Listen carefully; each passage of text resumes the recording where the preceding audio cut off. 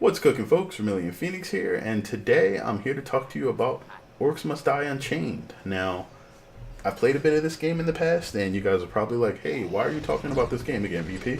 And that's because it has changed significantly. There's a lot that no longer exists, and there are some new things that have been added, which definitely deserve a reason to be talked about.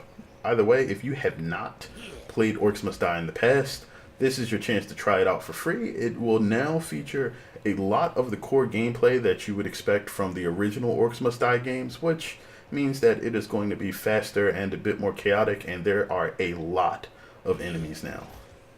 In addition to that, Siege mode is gone. So if you were part of the PvP fan base of the game that was pretty much in here for the Orcs Must Die MOBA-ish feel, that is gone, and the developers have extensive information about why that is. It basically boils down to the design philosophy on a lot of the game was split.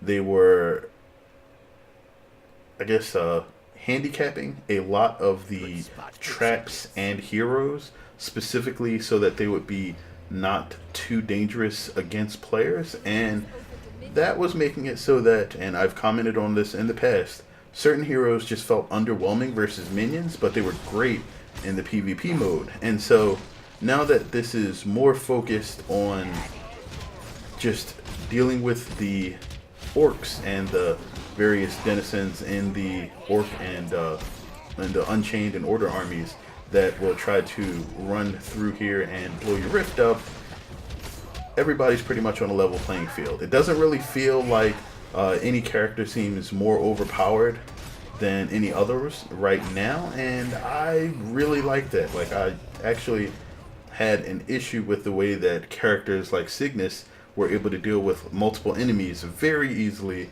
compared to, say, somebody like Blackpaw. And as you can see right here, Blackpaw seems to be doing very well solo. The hero targeting abilities that used to be specific to the PvP characters now target minions and have significantly lowered cooldowns. Most of them are reduced by half, some of them even lower. And that means that you're no longer sitting on some of your higher damage abilities because of, fear of wasted opportunity cost. You can use them, and then they're on cooldown immediately, and they will be able to be beneficial to you more often and help you corral some of the heavier, more dangerous minions that the game throws at you, like the gnolls here.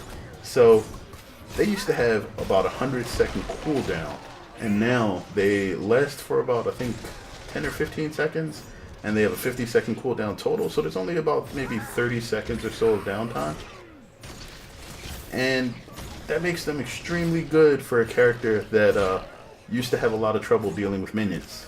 Now, in addition to that, there's no global health regeneration for anyone now. Health regeneration is only acquired by picking up potions, which fall more frequently, or you manage to set up a guardian in one of its home territories, or you go to the rift. Other than that, you will want to either snag a health regeneration weaver upgrade if your hero possesses one, or you're going to need to make sure that you monopolize those potions if you take a lot of damage. The way that heroes fight have also been retooled. Melee heroes seem to favor dealing AoE damage, so funneling heroes into your claws or axes is going to be beneficial for you there, and ranged heroes are adept at single target damage, so they will be very good at taking out your bosses and anything else that seems to have a large pool of HP, but not so good at taking out swarms showing up in large groups. So your traps are going to be extremely efficient now, and they seem to be out damaging most of your heroes, and that was done for another reason as well. The account levels and battle levels, their bonuses to your hero, seem to be reduced by about 66%. According to the devs, they are reduced to a third of what they used to be, so you're not going to be able to just grind out damage bonuses and take out levels that way anymore. You're going to have to focus more on a efficient trap setup and actually understanding what you can do. Now, the last point that really seems to be something that has not yet settled as far as the game now is going to be the acquisition of traps.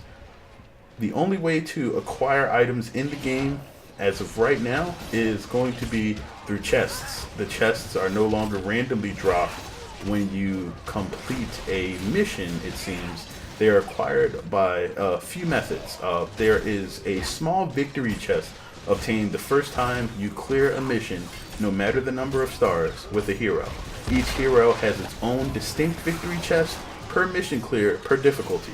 So with 5 difficulties and like say around 10 maps per difficulty, that is a lot of chests per hero, somewhere around I think 50-ish.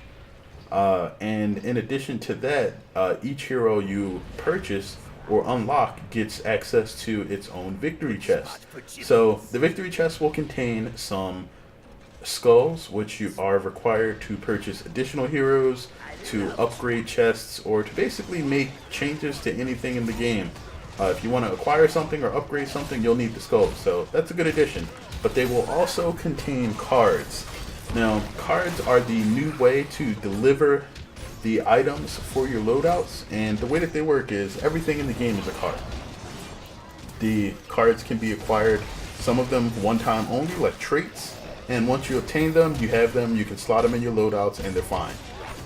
Other than that, there will be traps, and trap cards come in various numbers.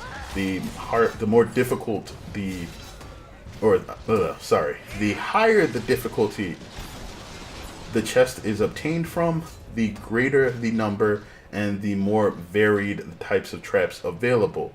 So if I were to get about 10 spike traps from an apprentice difficulty victory chest, I may get 30 or 40 from a Rift Lord difficulty victory chest. And that's an abstract number that has nothing to do with the actual numbers from the game. I'm just throwing it out there, but that's the concept. So essentially, your main goal is going to be to unlock characters and actually just play through the game with them at the moment. And that's going to be the grind for now. Now, you don't actually have access to unlock every trap immediately, and there's a few more nuances with the traps, like certain heroes get bonuses to certain traps now just based on who they are, and there's no more class-specific traps or character-specific traps. You'll see that because there's no PvP, Blackpaw does not have his glyph of regeneration anymore. So the trap-specific bonuses for characters is pretty much what's replaced that. Either way, I definitely think that this game is still worth checking out, and if you guys enjoy tower defense, I think it's a good way to spend your time. Feel free to check it out, and I will be making more Orcs Must Die videos. Other than that, I hope you enjoyed this. I hope that you felt informed, and hopefully I'll see you guys near the rifts. Either way, thanks for watching. As always, I definitely appreciate it. If you enjoyed this video in any way, feel free to thumbs it up or leave me a comment. All of that helps. And until next time, have a good one, guys.